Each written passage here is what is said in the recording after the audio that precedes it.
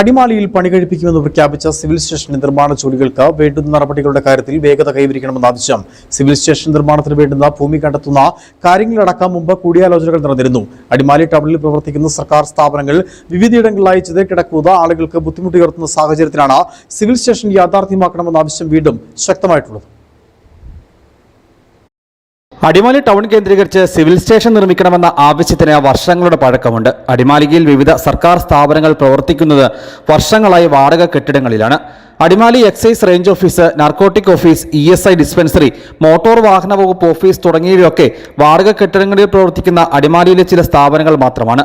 ടൗണിന്റെ വിവിധ ഭാഗങ്ങളിൽ ചിതറിക്കിടക്കുന്ന സർക്കാർ സ്ഥാപനങ്ങളെ സിവിൽ സ്റ്റേഷൻ നിർമ്മിച്ച് ഒരു കുടക്കീഴിൽ കൊണ്ടുവന്നാൽ ആളുകൾക്കത് കൂടുതൽ സൗകര്യപ്രദമാകും.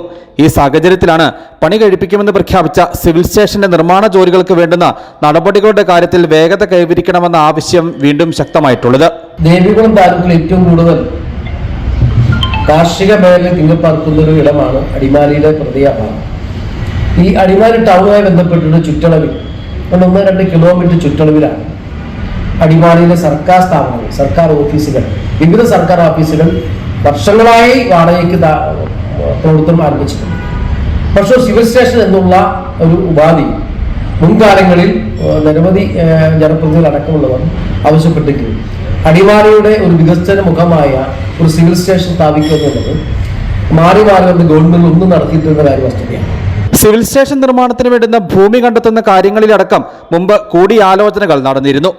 1/2 ഡസനിലധികം പഞ്ചായത്തുകളിൽ നിന്നും ആളുകൾ വിവിധ സർക്കാർ സേവനങ്ങൾക്കായി അടിമാലി ടൗണിനെയാണ് ആശ്രയിക്കുന്നത്.